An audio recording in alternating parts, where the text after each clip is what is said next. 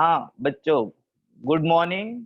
और आज हम लोग साइंस 2, यहाँ पे टॉपिक 13 अगस्त 2020 स्टैंडर्ड 9th बच्चों का साइंस 2 होगा और टॉपिक 9 है, जिसका पार्ट नाम है पर्यावरण व्यवस्थापन।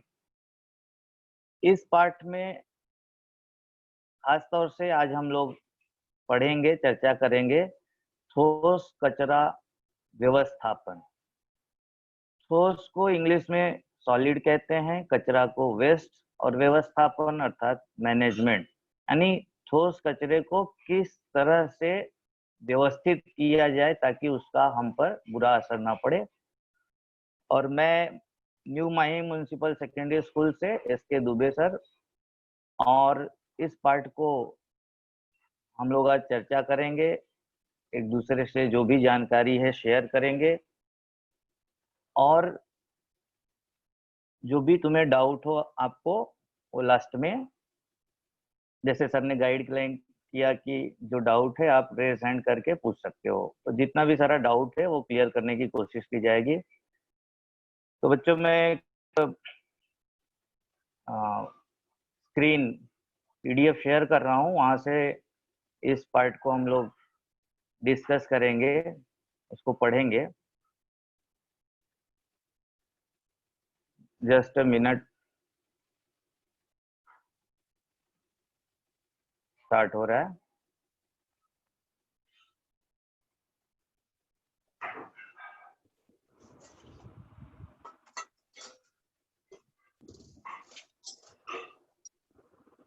किसी बच्चे को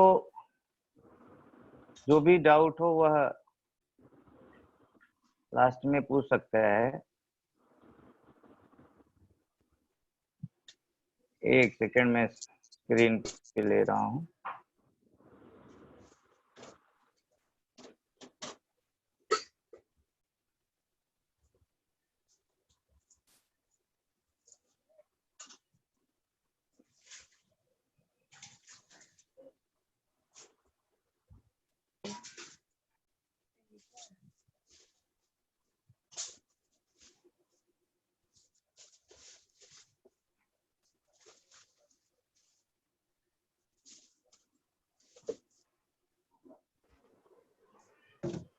सर आपकी आवाज नहीं आ रही है।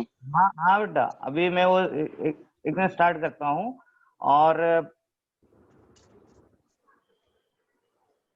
ठोस कचरा सभी बच्चों को पता होगा कि क्या कारण है उसके, कैसे होता है, और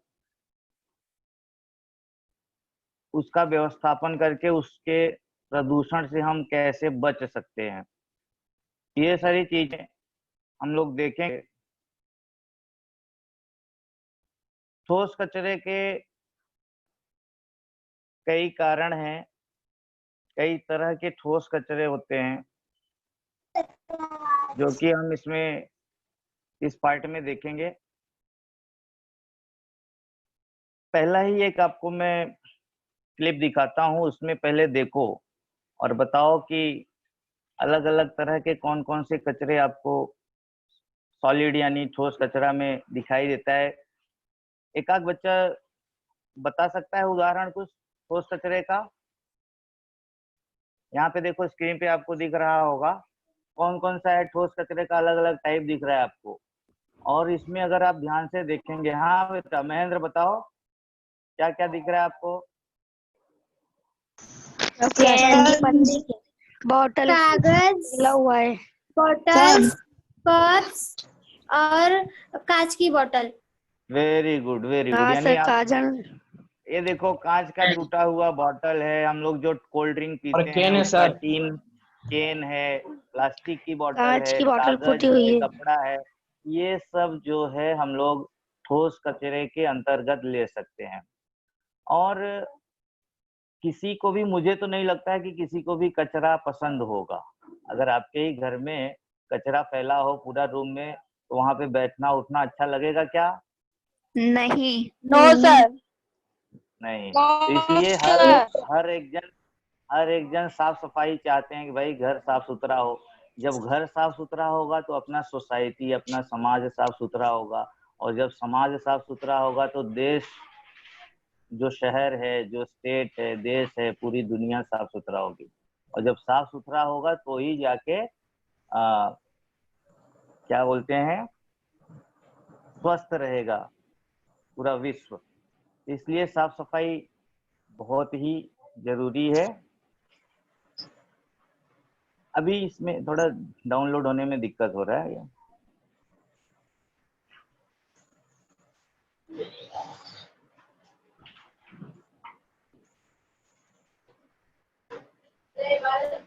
अभी उसमें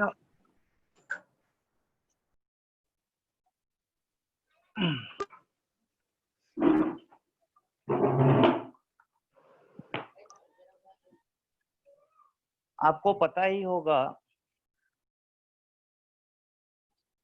कि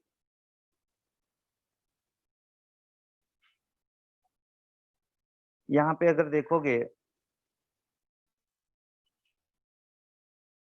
कि दो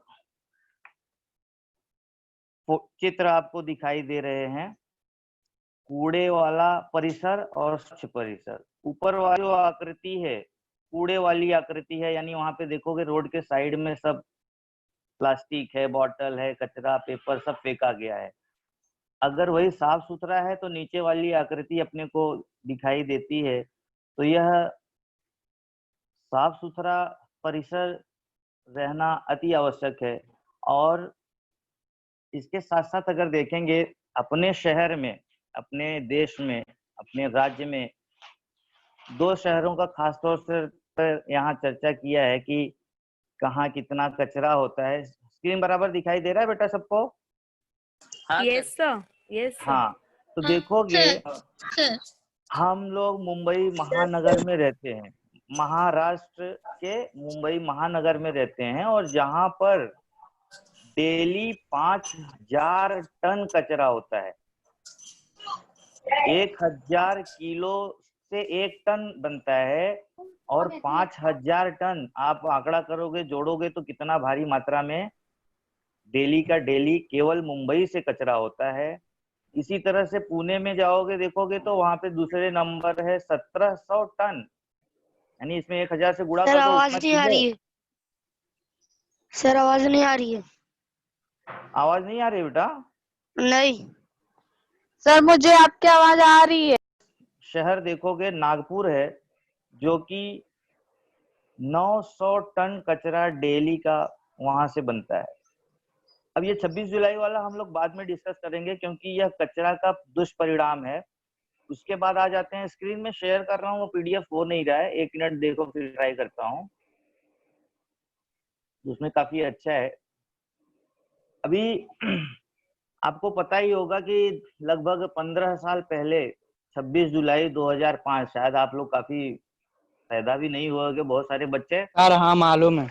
हाँ, तो इतना बारिश हुआ था कि पूरी लगभग मुंबई डूब गई थी, और उसका मुख्य कारण ये था कि अपना जो कचरे का जो व्यवस्थापन है वह ढंग से नहीं था।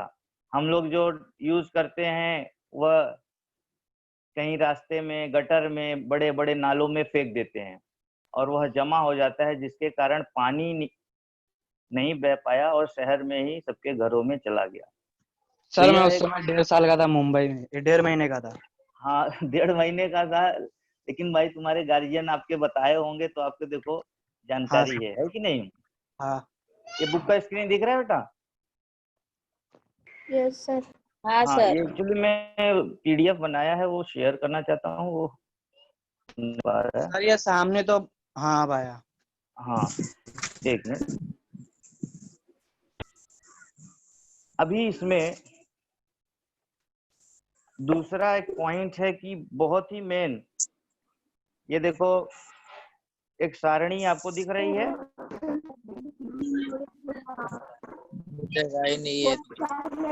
Yes sir. सारणी हाँ दिख रही है क्या? ये नहीं अब नहीं दिख रही है सर। अभी नहीं दिख रही है सर।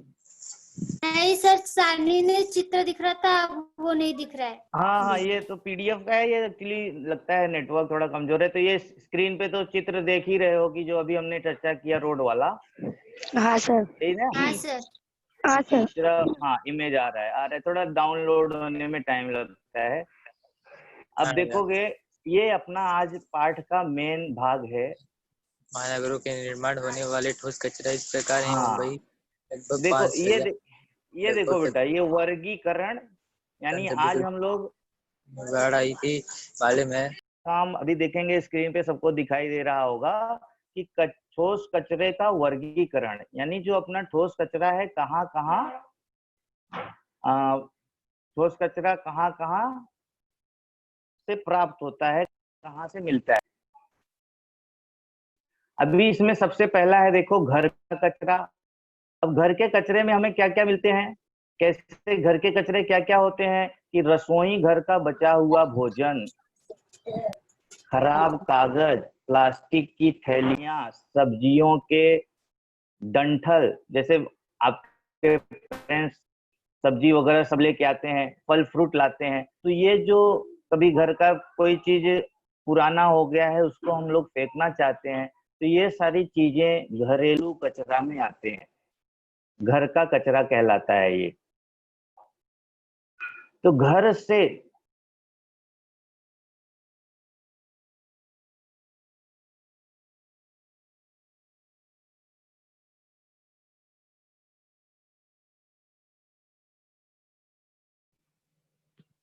सर आवाज नहीं आ रही। सर आपकी आवाज नहीं आ रही।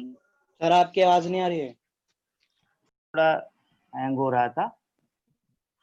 अब देखोगे दूसरा, पेज नंबर आपको यहाँ पे समझ लो ना, पेज नंबर मैं दूंगा 101 पे है, और आप पहले यहाँ समझ लो और उसके बाद फिर घर पे इसको रिवाइज कर लेना। देखेंगे दूसरा है औद्योगिक कचरा। ऑलरेडी मैंने जैसे बताया कि कंपनियों से, कल कारखानों से निकलने वाले कचरे को औद्योगिक कचरा कहते हैं। जैसे कि बहुत सारे उदाहरण है, यहाँ पे देखोगे रसायन यानी केमिकल, रंग, जो जितने भी अलग अलग तरह के पेंट होते हैं, कलर होते हैं, तलछट का मतलब है तेल युक्त पदार्थ, राख, अन्य धातुएं, वस्तुएं, ये सारी चीजें जो है औद्योगिक कचरा के अंतर्गत आती हैं। इसी में जाओगे धोखादायक कचरा, यानी ऐसे कचरा जो डेंजरस होते हैं, खतरनाक होते हैं। विविध उद्योगों से निर्माण होने वाले रसायन, उद्योग का मतलब फिर से वही कल कारखाने। रेडियो सक्रिय पदार्थ, अब ये देखो इंपॉर्टेंट है, रेडियो सक्रिय पदार्थ का मतलब है रेडियो एक्टिव पदार्थ जो होते हैं, जैसे रेडियम हो गया, इन सब से लगातार किरणें निकलते रहती हैं। ये किसके अंतर्गत आएगा, धोखादायक कचरा के अंतर्गत। स्फोटक, ऐसे पदार्थ जो फट सकते हैं, बम के जैसे उनका स्फोट हो सकता है, विस्फोट हो सकता है। और रोग प्रसारक पदार्थ, ये सब धोखादायक कचरा में आएंगे।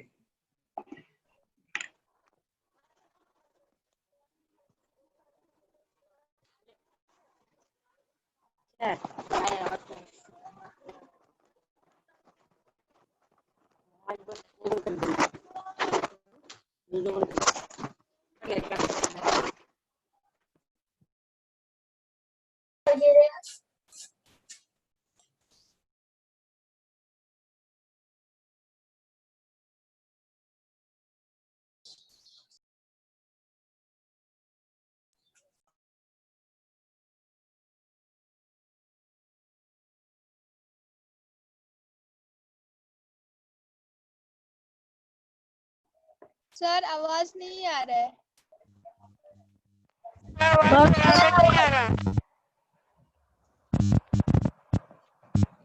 एक मिनट सर, ज्वाइन हो रहे हैं। सर का नेटवर्क थोड़ा प्रॉब्लम है। सर अभी ज्वाइन हो रहे हैं 5 मिनट में। मीट ऐप पे ही है। नहीं, हम लोग का दूसरा, हम लोग का जूम क्लाउड ऐप पे। देख, माइक बंद करो बेटा, सर अभी ज्वाइन हो रहे हैं। हाँ सर ज्वाइन हो रहे। हेलो, क्या हुआ? हाँ, हेलो। क्या हुआ? हेलो, माइक बंद अभी करो, नहीं। सर ज्वाइन हो रहे हैं। आज दूंगा। Hello sir. सर आप ही हाँ, सबका हेलो। माइक म्यूट कर दो नजदीक सर। आया मैं वही सबका जहाँ आप माइक बोले म्यूट थे कर दूंगा तो रोहन क्या सारे है बच्चे। राहुल वाइज वाला ना। अरे माइक, हाँ अनिकेत खरवार माइक बंद करो। हाँ हाँ देखो बच्चों, अच्छा इधर अभी लगता है नेटवर्क इशू है कुछ। Sir hello sir. हाँ, हेलो, आवाज आ रही है ना सबको? जी सर, आ रही है। हाँ सर। हेलो हाँ सर आ रही है। हाँ हाँ, आ रही है अभी आवाज। आप लोग अपना आवाज म्यूट कर लो बच्चों, अभी ध्यान से देखो। सर हाँ बस क्लियर नहीं दिख रहे। अभी, हेलो सर। हाँ दिख रहा है अभी, क्लियर दिख रहा है। जैसे कि खेतों में से और बगीचे में से क्या क्या कचरा निकल सकता है, तो देखोगे आप पेड़ की पत्तियां, फूल, टहनियां, खेत के में जो होने वाले फसल के अवशेष हैं, जैसे गेहूं का फसल के बाद अनाज तो हम लोग घर पे ले लेते हैं, लेकिन जैसे भूसा है या खरपतवार है, जानवरों के जो मल मूत्र होते हैं, गाय भैंस इत्यादि के, कीटनाशक यानी जो हम लोग खेती के लिए दवा का इस्तेमाल करते हैं, इन सब विविध प्रकार के जो केमिकल्स होते हैं, यह सब अपना खेती या बगीचे के कचरे के अंतर्गत आएगा। और देखोगे अगला टाइप है इलेक्ट्रॉनिक कचरा, जो आज के डेट में, पहले यह कचरा कम हुआ करता था, आज जो है इलेक्ट्रॉनिक का युग है, तो जिसमें देखोगे टेलीविजन, मोबाइल, म्यूजिक सिस्टम, संगणक यानी कंप्यूटर, ये सब इलेक्ट्रॉनिक कचरे के अंतर्गत आते हैं। सबसे ज्यादा यानी दुनिया में सब लोग मोबाइल यूज कर रहे हैं, तो मोबाइल तो एक बार ले लिए तो ऐसा नहीं जिंदगी भर चलेगा, वो खराब हो जाएगा, तो वो क्या कहलाएगा? इलेक्ट्रॉनिक कचरा कहलाएगा। इसी तरह से जैव वैद्यकीय कचरा, अभी यहाँ का मतलब है, जैव वैद्यकीय का मतलब है हॉस्पिटल वगैरह से, ऐसे कचरे जो हॉस्पिटल से निकलते हो, ऐसे कचरों को जैव वैद्यकीय कचरा कहा जाता है। और कहाँ कहाँ से प्राप्त होगा? देखो, दवा खाना, तो जैसे बता दिया कि जितने भी हॉस्पिटल्स हैं, रक्त बैंक यानी ब्लड बैंक से, प्रयोगशाला में प्रयुक्त होने वाले बैंडेज, ड्रेसिंग, रुई, सुई, अवयव के भाग। अभी अवयव के भाग का मतलब है कि कभी किसी का जैसे कुछ ऑपरेशन करके उसके अंदरूनी अंग को बाहर निकाल दिया गया, किसी को जैसे अपेंडिक्स है, तो शरीर में उस अपेंडिक्स अंग को शरीर से बाहर निकाल देते हैं, तो निकाल के इसे रोड पे थोड़ी फेंक दिया जाएगा। अगर रोड पे फेंक देंगे, ऐसे लाखों लोगों का अगर ऑपरेशन होके निकला, तो मान लो कितना दुष्परिणाम होगा, उसका बुरा असर होगा। इसलिए उसको सही ढंग से व्यवस्थापन करना हमारी जिम्मेदारी है। और क्या क्या हॉस्पिटल से कचरा निकल सकता है? रक्त यानी जैसे ब्लड है, किसी का जरूरत पड़ने पे एक जन का ब्लड निकाल के दूसरे को देते हैं, किसी का ब्लड बह गया है। सलाइन की बोतलें, बोलते हैं ना ग्लूकोज का पानी चढ़ रहा है, उसको सलाइन कहते हैं, तो वो यूज होने के बाद वह बॉटल भी क्या हो गया? कौन सा कचरा हो जाएगा? जैव वैद्यकीय कचरा आ जाएगा। दवाइयाँ, पुरानी दवाइयों की बोतलें, परख नली यानी टेस्ट ट्यूब उसको इंग्लिश में कहते हैं, जिसमें टेस्ट परख टेस्ट किया जाता है। जैसे पैथोलॉजी लैब में जाओगे तो वहाँ पे जो डॉक्टर होते हैं आपका अलग अलग टेस्ट करते हैं, तो उससे होने वाले कचरे को भी जैव वैद्यकीय कचरा के अंतर्गत लिया जाता है। अभी शहर और नगर का कचरा, यानी जितना भी घर ऊपर के कचरे देखे, तो शहरों में कौन कौन सी चीजें होती हैं और वहां से जो कचरा उत्पन्न होता है, उसको शहर या नगर का कचरा कहा जाएगा। उदाहरण के लिए अभी शहरों में क्या क्या पाया जाता है? देखो, घर, इसलिए घर का कचरा इसके अंतर्गत आएगा। औद्योगिक यानी इंडस्ट्री, फैक्ट्री, ये सब होते हैं। और क्या है? दुकानें, सब्जी मंडी, mutton market, carry bag, plastic, अभी तो गवर्नमेंट ने बैन कर दिया है प्लास्टिक के बैग, कैरी बैग को। कांच, धातु के टुकड़े, लोहे के टुकड़े, छड़, धागे, रबड़, कागज, डिब्बे, यानी अगर आप सुबह निकलते हो तो देखोगे बीएमसी वाले जो कर्मचारी हैं, साफ सफाई वाले, वो झाड़ू मारकर रोड तो साफ कर देते हैं। शाम तक देखोगे आप फिर से कचरा हो जाता है।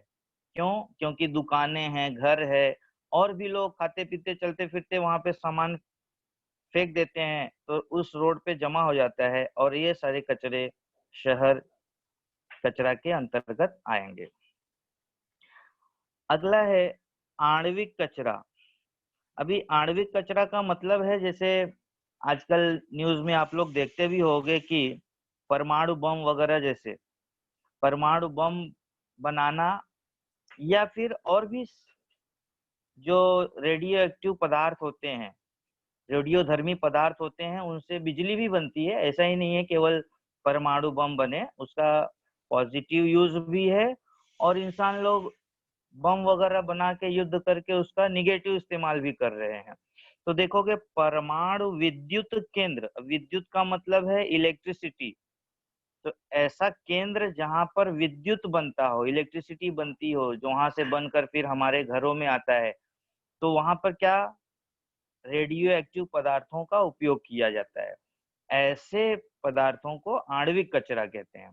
तो आणविक का मतलब ही है कि रेडियोधर्मी पदार्थ से उत्पन्न होने वाले कचरा। और देखो यूरेनियम की खदान, अभी यूरेनियम भी रेडियो एक्टिव पदार्थ है, तो वो ऐसे ही नॉर्मली नहीं मिलता, जमीन के नीचे कहीं खोदने पर प्राप्त होता है। तो जहाँ यूरेनियम की खदान होगी वहां पे यूरेनियम के कुछ टुकड़े इधर उधर रह जाते हैं, तो उसी को आणविक कचरा हम लोग कह सकते हैं। परमाणु अनुसंधान केंद्र, अनुसंधान इंग्लिश में कहेंगे रिसर्च केंद्र। जैसे हर देश देखते होगे कि अपना मिसाइल, एटम बम, अलग अलग तरह के परमाणु बम का परीक्षण करते रहता है, तो ऐसे केंद्रों पर, ऐसे रिसर्च सेंटरों पर कुछ जो कचरे बनते हैं होंगे, उनको हम लोग आणविक कचरा के अंतर्गत ले सकते हैं। अगला है परमाणु अस्त्र की जांच करना, ये भी मैंने आपको बता दिया। और वहां से निकलने वाले रेडियो सक्रिय पदार्थ, अभी रेडियो सक्रिय पदार्थ, रेडियोधर्मी पदार्थ ही रेडियो सक्रिय पदार्थ कहलाता है। अभी रेडियोधर्मी पदार्थ जैसे कि उदाहरण के लिए ले लो यूरेनियम, तो यूरेनियम में से लगातार रेडिएशन निकलते रहता है, उसमें से लगातार किरणें निकलते रहती हैं, जो कि सजीवों पर नुकसानदायक बुरा असर डालती हैं। उदाहरण के लिए कौन कौन से रेडियो सक्रिय पदार्थ हैं, जैसे स्ट्रोंशियम 90, सीरियम 141, बेरियम 140, ये सब उसके आइसोटॉप्स हैं। यानी कई तरह का बेरियम होता है जिसमें 141 वाला, ऐसे ही सीरियम, इसी तरह से स्ट्रोंशियम, यह सब जो अगर बाहर निकलता है, इससे भी प्रदूषण फैलेगा, और इन सबको हम लोग आणविक कचरा के अंतर्गत ले सकते हैं। आखिरी कचरा का स्रोत है खनिज कचरा। खनिज पदार्थ, यह भी हमें जमीन के, अपने भूगर्भ के अंदर से ही प्राप्त होता है। अब खदान से निकलने वाले शीशे, अंग्रेजी में शीशा को लेड कहते हैं, आर्सेनिक, कैडमियम, ये भारी वस्तुएं जो हैं, इनके अगर अवशेष बच गए, अगर यह कूड़ा करकट के रूप में रह गए, तो यह भी वातावरण पर बुरा असर करेंगे। तो इस तरह से देखोगे बच्चों, टोटल 1 2 3 4 5 6 7 8 9 9 तरह के कचरों को विभाजित किया गया है, उनका वर्गीकरण किया गया है, और वह अलग अलग स्रोतों से पाए जाते हैं, सोर्सेस से पाए जाते हैं। अभी इन सब वर्गीकरण के बाद और हम लोग दो तरह का वर्गीकरण कर सकते हैं ठोस कचरा का। एक है विघटनशील कचरा और दूसरा है अविघटनशील कचरा। अभी विघटनशील कचरा वो होता है, विघटन का मतलब हिंदी में अगर हम लोग अपने नॉर्मली भाषा में देखें, तो विघटन का मतलब होता है सड़ना। तो जो कचरा आसानी से सड़ जाए उसको विघटनशील कचरा कहेंगे। इंग्लिश में इसको कहा जाता है बायोडिग्रेडेबल वेस्ट। वेस्ट यानी कचरा, बायोडिग्रेडेबल यानी विघटनशील कचरा। उसी का उल्टा है अविघटनशील कचरा, नॉन बायोडिग्रेडेबल वेस्ट। अभी ये डिटेल में देखते हैं क्या है कि कचरे का विघटन, अभी आपको मैंने बताया विघटन का, अपने सामान्य भाषा में देखेंगे विघटन का मतलब होता है सड़ना, विघटन का मतलब सड़ जाना। किसके कारण वह सड़ेगा? सूक्ष्म जीवों के कारण, बैक्टीरिया के कारण। आसानी से अगर ऐसे वस्तुएं, कचरा सड़ जाता है, विघटित हो जाता है, ऐसे कचरा को विघटनशील कचरा कहेंगे। फिर से एक बार देखो, विघटनशील कचरा वह होता है जो कि आसानी से सूक्ष्म जीवों द्वारा, सूक्ष्म जीव का मतलब है बैक्टीरिया वगैरह, इनके द्वारा वह सड़ जाए यानी विघटित हो जाए, उसको विघटनशील कचरा कहते हैं। अब यह विघटनशील कचरा कौन कौन से इसके अंतर्गत आएंगे? जैसे कि रसोई घर का कचरा। अभी रसोई घर का कचरा ऊपर सारणी में हम लोग देखे कि फल, फ्रूट, सब्जी। उदाहरण के लिए आप देखो, अगर हम लोग कोई केला लिए, एक घर पे लाके रख दो, 1 दर्जन लाए, उसमें से 5-6 केला खाए, 2-4 केला गलती से भूल गए या वैसे ही रह गया, 3-4 दिन बाद देखोगे काला काला होके वह खराब होने लगता है, यानी वह विघटित होने लगता है, सड़ने लगता है। क्यों? क्योंकि उसमें सूक्ष्म जीव आ जाते हैं, बैक्टीरिया आ जाता है। खराब भोजन, फल, सब्जी, मिट्टी, राख, गोबर, वृक्ष के भाग। अभी वृक्ष के भाग का मतलब है उसके हो सकता है ब्रांचेस हो, डालियां हो, पत्ते हो और इत्यादि। ये क्या आसानी से विघटित हो जाते हैं, सड़ जाते हैं, इसीलिए इनको विघटनशील कहेंगे।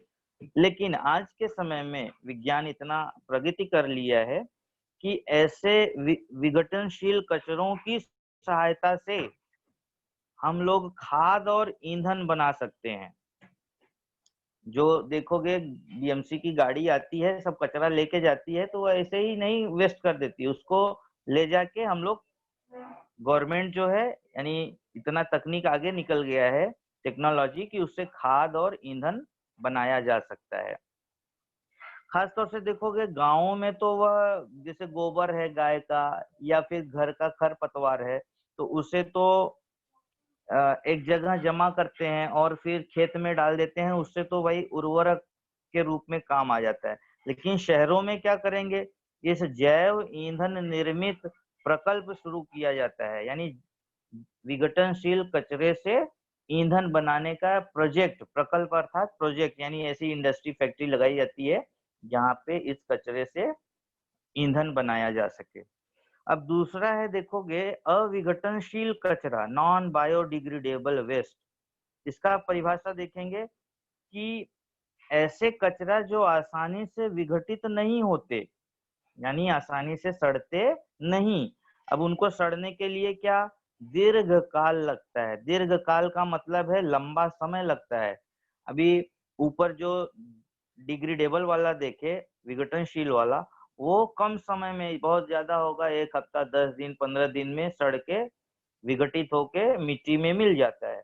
लेकिन जो अविघटनशील कचरा है वह दीर्घ काल, यानी साल, 10 साल, 100 साल, 50 साल, 1000 साल तक प्रकृति में, मिट्टी में मिला रहेगा, जिसे अविघटनशील कचरा कहेंगे। या उसको विघटित करने के लिए अलग अलग तरह के मशीनों का, तंत्रों का उपयोग करना पड़ता है। उदाहरण के लिए प्लास्टिक, धातुएं, अलग अलग तरह की धातुएं, इन सब का इस अविघटनशील कचरे में समावेश है। अगला भाग देखेंगे बच्चों, ये आपके टेक्स्ट बुक में पेज नंबर 102 पर इस तरह, ये तो बहुत ही इम्पोर्टेंट है, ये वाला हिस्सा बहुत ही इम्पोर्टेंट है। बोर्ड के एग्जाम में, जैसे आगे आपके फाइनल एग्जाम में 9वीं के हो, तो केवल ऐसा गोला बना के ठोस कचरे के दुष्परिणाम दे दिया जाएगा, और बाकी ये जो एरो वाला है वो आपको खुद लिखने के लिए खाली जगह दिया रहेगा। तो इस तरह से आजकल क्वेश्चन पेपर में प्रश्न आते हैं। अब ठोस कचरे का दुष्परिणाम, अभी हमने देखा कि ठोस कचरा कहाँ कहाँ से प्राप्त होता है, उसका सोर्सेस देखें, स्रोत देखें। और उसका परिणाम अब देखेंगे। तो सबसे पहला यहाँ से देखते हैं ठोस कचरा का दुष्परिणाम यानी सजीवों की विविधता पर परिणाम। अब सजीव का मतलब केवल हम मनुष्य ही सजीव नहीं है। सजीवों के अंतर्गत आपको पहले पढ़े भी होंगे सजीव और निर्जीव।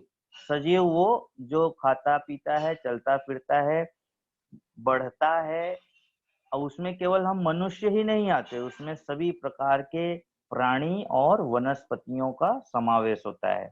पेड़ पौधे से लेके कुत्ता, गाय, बिल्ली, भैंस, मनुष्य, ये सब इसमें आएगा। तो इनकी विविधता पर बुरा असर पड़ेगा। यह ठोस कचरा का दुष्परिणाम है। दूसरा है कचरे की बदबू। अभी जैसे कोई बच्चा जा रहा है, रोड के बाजू में कचरे का डब्बा है और कचरे के डब्बे से खुशबू तो नहीं आएगी, बदबू आएगी, तो वहां पे हम लोग तुरंत क्या करते हैं, रुमाल नाक पर लगा लेंगे। तो कोई बदबू पसंद करेगा? नहीं। कोई कचरे के डब्बे के पास रहना पसंद करेगा? नहीं। इसलिए यह भी एक इसका दुष्परिणाम है। ये तो मैंने एक जैसे कचरे के डब्बे को बताया। ऐसे किसी के घर के आसपास बहुत कचरा हो, बदबू आ रही है, तो उसको वहां रहना पसंद होगा क्या? नहीं। इसी तरह से पूरा गांव, पूरा शहर, पूरा देश अगर कचरे से घिरा हो तो वह पूरा वहां बदबू आएगा। तो उस देश में, उस गांव में, उस शहर में कोई आएगा क्या बदबू के कारण? नहीं। तो यह देखिए कितना बुरा असर है, दुष्परिणाम है। तीसरा है विषैली गैसों से की निर्मिति। अलग अलग तरह के पॉइजनस गैसें इससे निकलती हैं। प्राकृतिक सौंदर्य का विनाश होता है। जो हमारा नेचर है, प्रकृति है, इतना सुंदर है, लेकिन अगर कचरा ज्यादा फैले तो क्या होगा? उसकी सुंदरता खत्म हो जाएगी। वायु प्रदूषण भी होता है, जल प्रदूषण भी होता है। अभी जल का मतलब जैसे तालाब है, नदी है, उसमें हम लोग प्लास्टिक की बोतल, घरेलू कचरा डालते जाएंगे तो वह जल सड़ेगा और उसमें बैक्टीरिया होंगे और वह प्रदूषित हो जाएगा। मृदा, मृदा का मतलब है मिट्टी। मिट्टी का भी प्रदूषण होता है। इसके साथ साथ रोग प्रसार। अब ये सारी चीजें होंगी, अब सब प्रदूषित हो गया तो क्या होगा? बीमारी फैलेगी।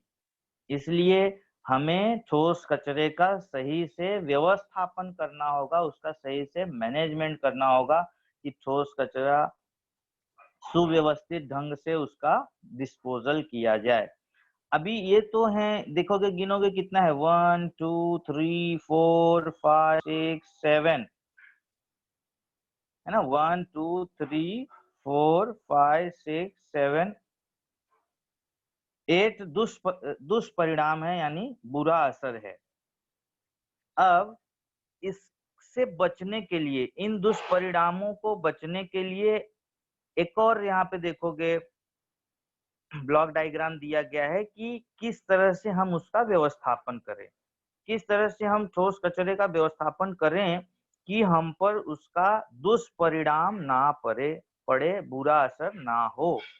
अब देखेंगे अगर तो वैज्ञानिक और पर्यावरण स्नेही कचरा व्यवस्थापन, यानी इस तरह से कचरा का व्यवस्थापन करें कि कौन कौन सी विधियां हैं जिस पर उस कचरे का हम पर दुष्परिणाम, बुरा असर ना हो।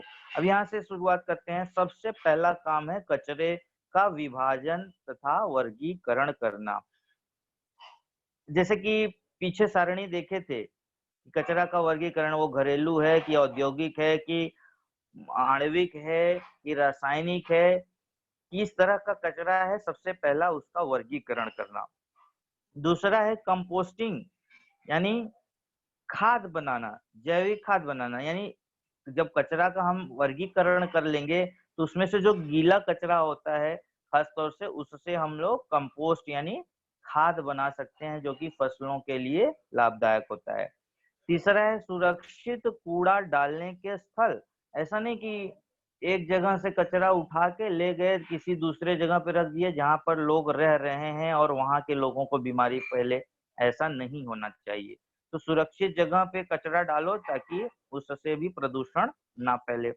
अगला है केचुआ खाद बनाना। अभी केचुआ खाद बनाने को अगर मैं डिटेल में जाऊं तो कम से कम आधा घंटा 15-20 मिनट लग जाएगा समझाने में। फिर भी शॉर्ट में बता देता हूँ कि आपने सुना होगा केचुआ को किसानों का मित्र कहा जाता है। क्यों? क्योंकि केचुआ जो है खर पतवार को खाकर अपना मल त्यागता है, और वह जो मल होता है केचुआ का, वह काफी उर्वरक होता है, खाद का काम करता है, फर्टिलाइजर का काम करता है। फसल ज्यादा उपजाऊ होगी और फसल ज्यादा क्वांटिटी में निकलेगा। इसलिए केचुआ खाद बनाना चाहिए। किससे? कचरे से। औद्योगिक ठोस कचरा, इसका भूमि भराव पद्धति में, अभी भूमि भराव, भूमि यानी जमीन भराव, जैसे मान लो कहीं बहुत खाई जैसा गड्ढा है, अब उस गड्ढे को भरने के लिए मिट्टी का इस्तेमाल करने के बजाय शहरों से या कहीं से भी जो ये कचरा आ रहा है सॉलिड, उसको वहां पे डालते जाओ, तो बहुत भी गहरा भी गड्ढा होगा तो भी वह 1 साल 2 साल इतना सारा कचरा होते होते वह भर जाएगा, फट जाएगा। अगला है पायरोलिसिस।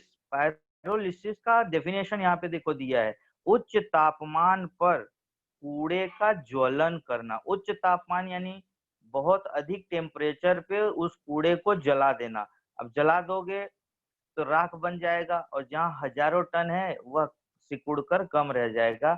उदाहरण के लिए जैसे बायोगैस है, जैव वायु से विद्युत ऊर्जा निर्मित प्रकल्प हैं, प्रोजेक्ट हैं, फैक्ट्रियां हैं, जो कि इस कचरे को, सॉलिड कचरे को हाई टेम्परेचर पर जलाकर उससे बायोगैस और विद्युत निर्माण करते हैं। और आखिरी देखेंगे जैव चिकित्सकीय कूड़ा व्यवस्थापन। यह बहुत ही इंपॉर्टेंट है। जैव चिकित्सकीय का मतलब, जैसे वर्गीकरण में ही मैंने आपको समझाया था कि हॉस्पिटल से निकलने वाले कूड़े कचरे को खासतौर से जैव चिकित्सकीय कचरा कहते हैं। अभी इसका व्यवस्थापन ऐसा नहीं कि भाई बाकी कचरों के साथ चलो कहीं कचरे के डब्बे में डाल दिए। मान लो उस इंसान का कुछ बीमारी हो और उसका अंग निकाल के ऐसे कचरे के डब्बे में या ऐसे कहीं गड्ढे में फेंक दिए, तो उसके वायरस फैलेंगे और बीमारी फैल सकती है। तो ऐसे कचरों से बचने के लिए, निपटने के लिए, उनका व्यवस्था करने के लिए क्या, भट्टी। भट्टी का मतलब होता है एक ऐसा यंत्र होगा जहां पे अधिक तापमान पर इन सब कचरों को, हॉस्पिटल के कचरों को गर्म किया जाता है, जलाया जाता है, ताकि वह नष्ट हो जाए। जो भी सिरिंज होगा, बॉटल होगा, या फिर किसी व्यक्ति का कोई अंग निकाला गया है, तो उसको जला देने से क्या होगा, मान लो उसको कोई बीमारी है तो उससे फैलेगा नहीं। अगला भाग देखते हैं बेटा हम लोग। पेज नंबर आपके टेक्स्ट बुक पे 103 है, और यह बहुत ही, मेरा वो बोर्ड लाओ, ये बहुत ही ठोस कचरा व्यवस्थापन के 7 नियम है, बहुत ही इंपॉर्टेंट है। और ये सब का सब आपको अपने लाइफ में, अपने जीवन में इसको उतारना है। अब मैंने यहाँ पे 3R मंत्र लिखा है। 3R, जीवन में अपने सभी लोग 3R याद कर लो कि सर ने 3R क्या बोला है। R यहाँ पे 3 है, तो देखोगे पहला R का मतलब है रिड्यूस, अंग्रेजी में रिड्यूस है, इसी को हिंदी में कम करना। आगे भी बुक में से भी बताता हूँ, लेकिन यहाँ पे मैंने थोड़ा लिखा है। वैसे तो है 7R, लेकिन 3R कम से कम हम लोगों को अपने लाइफ में फॉलो करना चाहिए। रीयूज, फिर से यूज करना, और रिसाइकल, पुनः चक्रीकरण। तो इस तरह से 3, कम से कम 7R में से 3R हम लोगों को अपने जीवन में अपनाना चाहिए। अब ये 7R क्या है, यहाँ पे बुक में हम लोग देखते हैं। जो अभी मैंने बताया वही पहला है, रीयूज यानी पुनः उपयोग करना। कुछ घर की वस्तुएं व्यर्थ हो जाती हैं, पुरानी हो जाती हैं, तो अगर देखो उससे हम लोग फिर से यूज कर सकते हैं तो करो, एकदम करते करते नहीं यूज करने लायक है तो ही फेंको। उपयोग से इनकार करना यानी रिफ्यूज, जैसे कि प्लास्टिक, थर्मोकॉल, ये अविघटनशील वस्तुएं हैं, हमारे वातावरण को दूषित करेंगी, और इसलिए ऐसी वस्तुओं का उपयोग करने से हमें मना करना चाहिए, इनकार कर देना चाहिए, बचना चाहिए। और इसीलिए देखोगे गवर्नमेंट ने प्लास्टिक पे पूरा बैन कर दिया है, थर्मोकॉल पे पूरा बैन कर दिया है, क्योंकि यह जल्दी सड़ते नहीं। अगला है चक्रीकरण, पुनः चक्रीकरण, जिसको रिसाइकल। तो यही 3R मैंने आपको बताया था, 1 रीयूज, दूसरा रिफ्यूज, तीसरा रिसाइकल। पुनः चक्रीकरण, जैसे कि कागज है, कांच का पुनः चक्रीकरण, यानी जो हम लोग घर में न्यूज़पेपर आता है या फिर आपकी पुरानी नोटबुक, टेक्स्ट बुक जो हम लोग रद्दी वाले को देते हैं, तो वह क्या करता है, वह कंपनी फैक्ट्री में भेज देता है और उन कागज या कांच का कंपनी में, फैक्ट्री में ऐसा तकनीक होता है कि उसे पिघलाकर फिर से नया बनाते हैं। अगला है पुनः विचार, रीथिंक। तो 7R है, जिसमें से 3 तो कम से कम हम लोग को करना चाहिए, 7 फॉलो करो तो और अच्छी बात है। दैनिक जीवन में वस्तुओं के उपयोग के बारे में अपनी आदतें, अपनी कृति यानी क्रियाकलाप, इन पर विचार करना चाहिए, अपनी दृष्टि बदलनी चाहिए। कम यूज करना, जैसे कि संसाधन व्यर्थ ना करें। रिड्यूस का मतलब जो भी प्रकृति में या प्रकृति से हमें वस्तुएं मिल रही हैं, उनका कम से कम उपयोग करना। एक सिंपल सा उदाहरण लेता हूं, जैसे आप 1 गिलास पानी पियो, आधा गिलास प्यास लगी है पानी पीने का, 1 गिलास ले लिए, 1 गिलास लेके आधा गिलास पिए, आधा फेंक दिए। इसी तरह से कोई भी खाद्य पदार्थ लिए, आधा खाए, आधा फेंक दिए। तो ऐसी चीजों से हमें, ऐसा काम करने से हमें बचना चाहिए, यही है रिड्यूस। अगला है रिसर्च, संशोधन। आज के समय में जो भी अपशिष्ट यानी कचरा पदार्थ है, उसे हम लोग फिर से यानी उसका रिसाइकलिंग कैसे कर सके, उस पर नया संशोधन यानी रिसर्च करना चाहिए।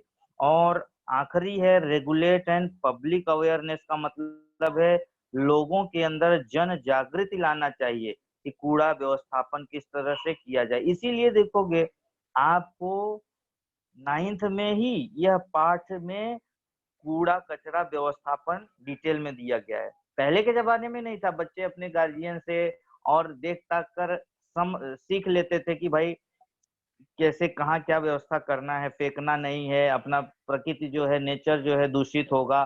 तो लेकिन आजकल लोग इतना बिजी लाइफ हो गया है कि उनको समझाने के लिए गवर्नमेंट ने देखो खुद पुस्तक के द्वारा आपको दिया गया है। तो देखोगे इंडिया में अपना स्वच्छ भारत अभियान चल रहा है, प्रधानमंत्री ने लागू किया है, और इस तरह से हर एक देश का बच्चा, इंसान, नागरिक अगर जागरूक हो जाए तो देश साफ सुथरा होगा, समाज साफ सुथरा होगा। यहाँ पे कुछ एक्टिविटी दी है। 3R, जैसे मैंने आपको बताया कि 3R का मंत्र रिड्यूस, रीयूज, रिसाइकल ऑलरेडी बता दिया हूँ।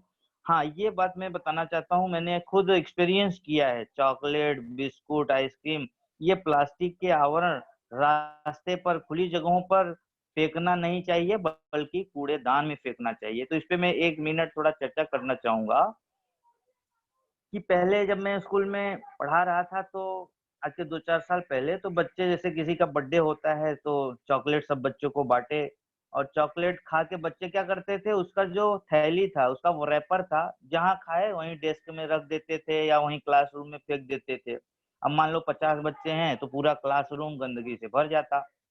लेकिन जब से स्वच्छ भारत अभियान शुरू हुआ है, बच्चे टीवी पर देखे, उनके गार्जियन भी बताए, टीचर भी बताए, तो तब उसके बाद से मैंने खुद देखा है, बच्चे चॉकलेट डिस्ट्रीब्यूट करने के बाद, बर्थडे मनाने के बाद अगर खा भी लेते हैं तो उस चॉकलेट का वेपर जो है, रैपर जो है, अपने जेब में रख लेते हैं कि भाई रेसस होगा तो कचरे के डब्बे में डाल देंगे, या फिर घर पे जाके घर का जो कचरा डब्बा होगा वहां पे डाल देंगे। तो ये बदलाव देखने को आया है। तो आज से आप सभी बच्चे कभी भी कोई भी बिस्किट हो, चॉकलेट हो, कोई भी चीज खाते हो, तो वह खाने के बाद रास्ते में, रोड पर नहीं फेंकोगे, या घर में ही खा रहे हो तो जहां खा रहे हो वहीं खा के फेंक मत दो, आपके घर में डस्टबिन होगा वहां डालो।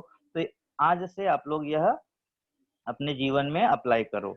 अगला है प्लास्टिक की थैलियों का उपयोग न करना, ये तो गवर्नमेंट ने खुद ही बैन कर दिया है, क्योंकि प्लास्टिक की थैलियां जल्दी सड़ती नहीं है। और क्या, इन प्लास्टिक की थैलियों की जगह पे हमें पुराने घर के जो कपड़े होंगे उनसे झोला थैली बना लेना है और उसका इस्तेमाल करना है। अभी गवर्नमेंट ने भी देखो प्लास्टिक बैन कर दिया है, तो बहुत सारे लोग अपने घर के कपड़े का झोला लेकर, थैला लेकर बाहर मार्केट में जाते हैं सब्जी लेने, सामान लेने, क्योंकि प्लास्टिक बैन है।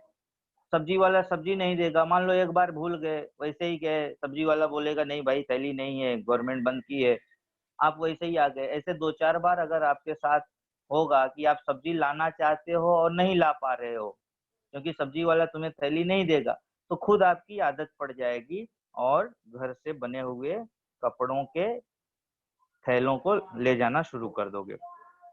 अगला है कागज का पुनः उपयोग करना।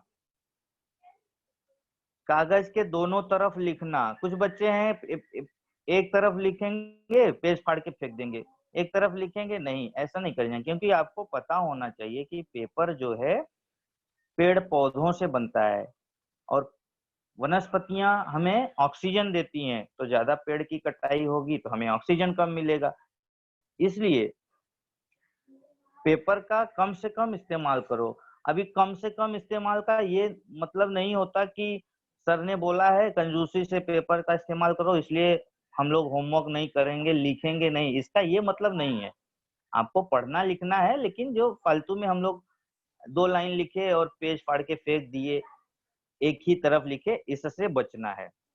टिश्यू पेपर, टिश्यू पेपर शायद सबको पता होगा कि शादी ब्याह में जाते हो तो थाली जो मिलता है उसके साथ साथ अपने को कागज मिलता है जिसको टिश्यू पेपर कहते हैं। टिश्यू पेपर भी पेड़ पौधों की वनस्पतियों से ही बनता है। तो अगर सब लोग टिश्यू पेपर ना यूज करें बल्कि अपना घर से ले गया हुआ रुमाल यूज करें हाथ पोंछने के लिए, मुंह पोंछने के लिए, तो टिश्यू पेपर बनना बंद हो जाएगा, जिससे हम लोग काफी वनस्पतियों की रक्षा कर सकते हैं। अगला है शीशा वाली बैटरी यानी लेड वाली बैटरी की जगह पर रिचार्जेबल बैटरी का इस्तेमाल करो। तो देखोगे एक सेल आता है जो घड़ी में, वॉल वॉच होता है उसमें, या फिर रिमोट में यूज करते हैं, तो वह क्या होता है कि 5-6 महीना यूज किए फिर फेंक देना पड़ता है।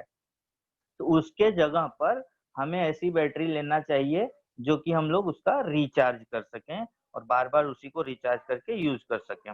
अब 7वां देखोगे ठोस कचरा व्यवस्थापन में स्वयं, परिवार, समाज को प्रोत्साहित करना। अभी मैंने आज आपको यह पाठ पढ़ा दिया, तो सबसे पहला काम होगा आप अपने आप को बदलो कि ठोस कचरा का व्यवस्थापन हम कैसे करें।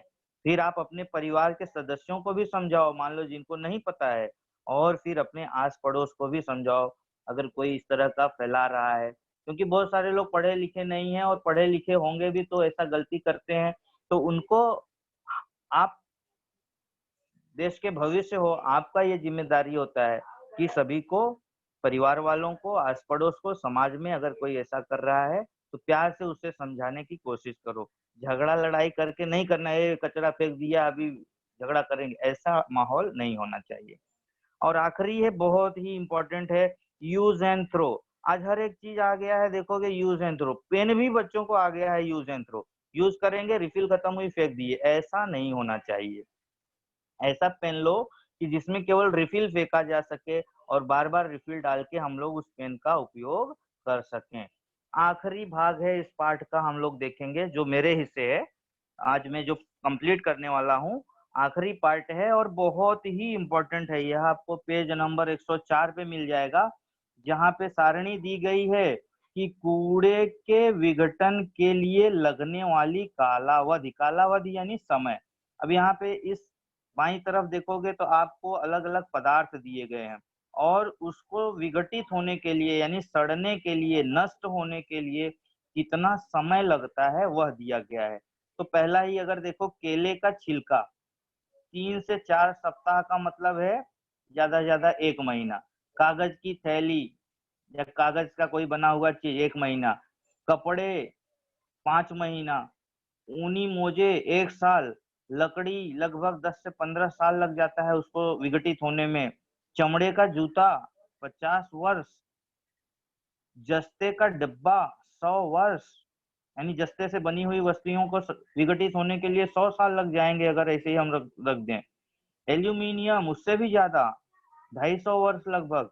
प्लास्टिक, आप आश्चर्य होगा, 10 लाख वर्ष, यानी प्लास्टिक की कोई बनी हुई वस्तु हम फेंक दें तो ज्यादा से ज्यादा मनुष्य का जीवन 100 साल है।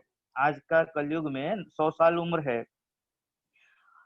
तो 10 लाख वर्ष जोड़ो कितना बार जन्म लेना होगा। अगर आपने कोई प्लास्टिक की वस्तु यूज की है और पृथ्वी पर उसको गाड़ दिए हो जमीन के नीचे, तो 10 लाख साल भी वर्ष बाद भी आओगे देखोगे और खुदाई करके देखोगे तो वह आपकी वस्तु आपको मिलेगी। और इससे भी भयंकर है थर्मोकॉल। थर्मोकॉल पता है सबको, जैसे सजावट में, अभी पंडाल वगैरह सजाने में, या थर्मोकॉल का शादी ब्याह में प्लेट आता था खाने पीने का, उसमें भोजन लेके खाते थे। तो वह अनंत काल, अनंत काल का मतलब उसका सड़ने का नाम ही नहीं है, वह विघटित ही नहीं हो सकता, ऐसा लिखा है अनंत काल। तो कितना सबसे डेंजरस है थर्मोकॉल। इसलिए देखोगे आज के डेट में जाओगे दुकान पे, आपके घर पे कुछ प्रोग्राम है, शादी ब्याह या कोई भी बर्थडे है, तो थर्मोकॉल वाला प्लेट अब नहीं मिलेगा, नहीं तो उसी को लोग व्हाइट वाला जो लाके घर में सबको खिलाते पिलाते थे। भंडारा होता था कहीं पे, वहां पे उसका इस्तेमाल करते थे। अभी गवर्नमेंट ने उस पर टोटली बैन कर दिया है। क्यों? क्योंकि वह सड़ेगा ही नहीं, विघटित ही नहीं होगा, और जिससे प्रदूषण बढ़ेगा। यहाँ आखिरी भाग है, देखेंगे, गीला कचरा और सूखा कचरा।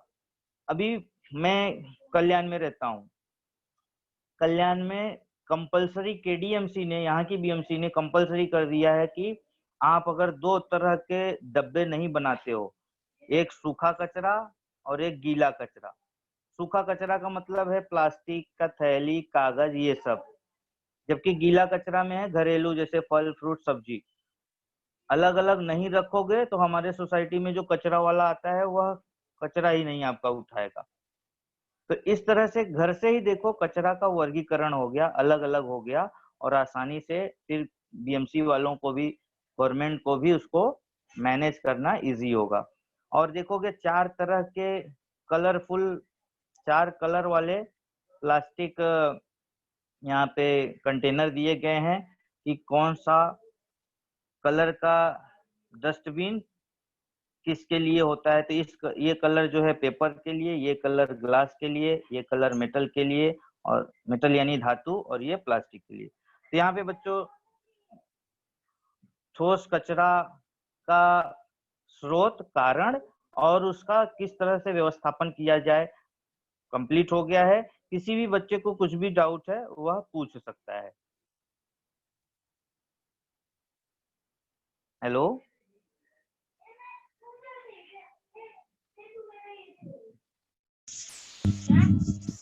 Hello sir. Hello hello hello hello sir. Hello. हुआ ना, इसके पहले तो हो रहा था ना।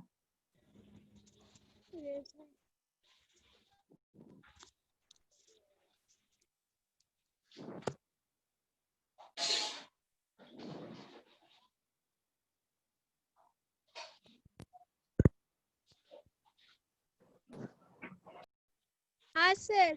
बोलो क्या डाउट है।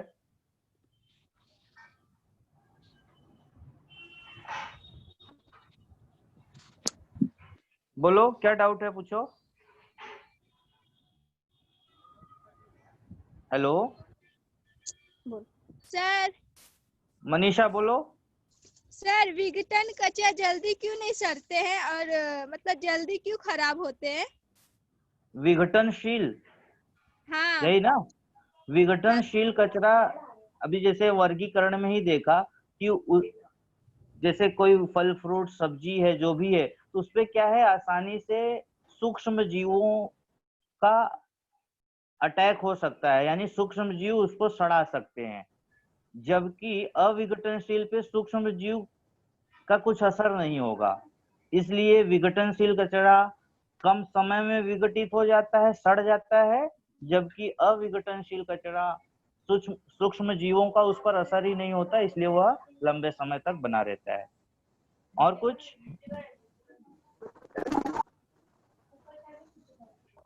और कोई?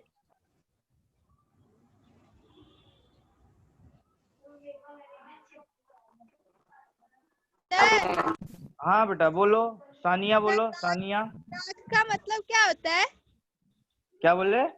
राख, राख का मतलब क्या राख? होता है?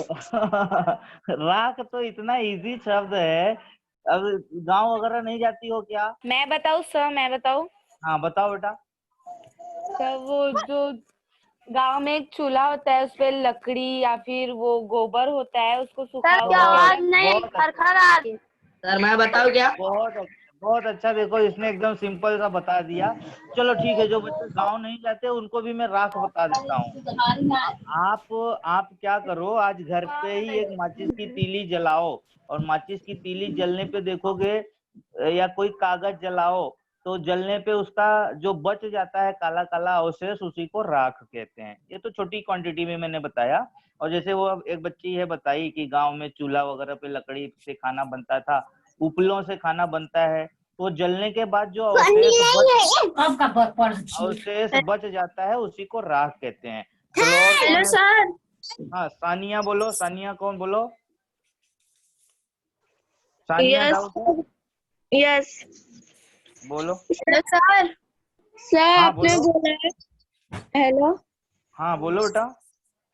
सर, आपने बोला वैज्ञानिक पर्यावरण स्नेही कचरा व्यवस्थापन में कि हाँ केंचुए किसान के मित्र होते, वो क्यों? हाँ हाँ। हेलो सर, क्या आवाज ही नहीं सर? हेलो आवाज सर। अपना। हाँ हाँ, जो पूछा मैं बता रहा हूँ, यही केचुआ वाला ना। Yes sir sir. Can I ask one question? हाँ एक मिनट बेटा, इसका केचुआ वाला डाउट पूरा हो जाने दो, उसके बाद फिर दूसरा वाला बाद में पूछो। पहले सानिया का कंप्लीट है। Hello sir. बाकी फैमिली मेंबर का आवाज मत करने दो, तब ध्यान से सुनो। सानिया आवाज आ रही है? Yes sir. हाँ सुनो, अभी केचुआ वाला देखो। जैसे कि केचुओं को किसानों का मित्र कहते हैं। ध्यान से सुनो, ज्यादा नहीं, 1 मिनट में बता देता हूँ कि केचुआ जो है खरपतवार, अभी खरपतवार का मतलब होता है पेड़ के पत्तियों को, या घर का जो पूरा कचरा है, फल फ्रूट सब्जी, या गांव में देखते होगे गोबर होता है, जानवरों का गोबर। अभी उस गोबर को गांव में अगर एक खड्डे में खड्डा खोदकर खरपतवार गोबर सब मिट्टी डालोगे, और उसमें से बाहर से अगर मिलता है, आजकल वर्मी कल्चर को गवर्नमेंट बढ़ावा देती है। वर्मी कल्चर यानी ये केचुआ वगैरह खरीद के लाओ, 2-4 किलो 10 किलो उसमें डाल दो आप। तो केचुआ क्या करता है, मैंने बताया कि ऐसी चीजों को खाता है, पत्तों को, फल को, सड़े हुए चीजों को, गोबर को, मिट्टी को, इसको खाता है और मलमूत्र त्यागता है। मलमूत्र पता ही है, यानी उसका जो टॉयलेट होगा, उसका जो स्टूल होगा, वह खाद का काम करता है, उर्वरक का काम करता है, और जिससे फसलें जो हैं अच्छे से उगती हैं, उपजाऊता मिट्टी की बढ़ जाती है। इसीलिए केचुए को किसानों का मित्र कहते हैं। डाउट क्लियर हो गया? Yes sir. हाँ चलो, अभी और किसी हेलो को कुछ सर। हाँ बोलो। और मेरी बहन का पढ़ाई है तो अभी बाद में करती हूँ। हाँ अच्छा ठीक है। और किसी को कुछ डाउट नहीं है? मनीषा, मनीषा कौन है? हाँ सर। हाँ मनीषा बोलो। सर, जब कचरा सड़ जाता है तो उसमें कीड़ा कैसे आता है? केचुआ सड़ जाता है? कचुआ क्यों सड़ेगा? कचुआ नहीं, कचरा। अच्छा हाँ हाँ, कचरा सड़ जाएगा तो? मतलब उसमें कीड़ा कैसे पड़ता है? अरे कीड़ा ही पड़ा, कीड़ा कीड़ा नहीं बोलेंगे, उसको सूक्ष्म जीव कहते हैं। उसको सूक्ष्म जीव, शुद्ध वैज्ञानिक भाषा में सूक्ष्म जीव कहा जाता है। नॉर्मल अगर अभी आप लोग अंग्रेजी ज्यादा समझते हो तो उसको बैक्टीरिया बोलूंगा तो समझोगे, बैक्टीरिया आ जाता है। अब बैक्टीरिया के कारण ही वह सड़ता है। अगर जिस चीज में बैक्टीरिया नहीं आए, सूक्ष्म जीव नहीं आए, तो वह चीज सड़ेगा ही नहीं। अब जैसे प्लास्टिक पे बैक्टीरिया का असर होता ही नहीं, इसलिए प्लास्टिक सड़ता ही नहीं। लेकिन केला, फल फ्रूट सब्जी पत्ते, जो भी चीजें हैं, वह आसानी से बैक्टीरिया से प्रभावित हो जाते हैं। सर हाँ बोलो। सर जीवाणु एक ऐसा चीज है जो खाद्य पदार्थ बनाने में सहायक होता है। पदार्थ ये जो मतलब कि जो कचरा अचड़ा बनाने में जो हमारे जो खाद्य पदार्थ उगाने में वो काम देते हैं। नहीं, सही बोल रही हो, लेकिन उसमें थोड़ा सा मैं करेक्शन करना चाहूंगा कि देखो, दो तरह के सूक्ष्म जीव होते हैं जो हम लोग 9वीं में ही, तुम्हारे ही साइंस 2 में आगे है जहाँ पे डिटेल में है।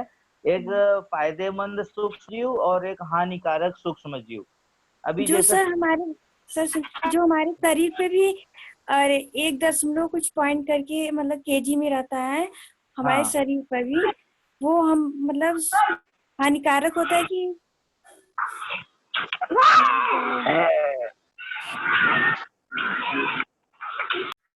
हाँ, हेलो नहीं, अगर हम हेलो लोग दूध से दही जमना, तो दूध से दही जमना, यह किसका काम है? फायदेमंद गुड बैक्टीरिया काम है। लेकिन जैसे आपने फल लाया घर में, केला लाया, कोई भी फल लाया, सब्जी लाया, वह 10 दिन 15 दिन नहीं खाए, कहीं दोस्त के यहाँ, रिलेटिव के यहाँ गए और वहां से आने के बाद देख रहे हो सड़ गया है और बदबू आ रही है, तो वह किसके कारण हुआ? बैड बैक्टीरिया, यानी वह उस चीज को सड़ा देता है, विघटित कर देता है। तो सबका डाउट क्लियर हो गया बेटा? Yes sir. हाँ, तो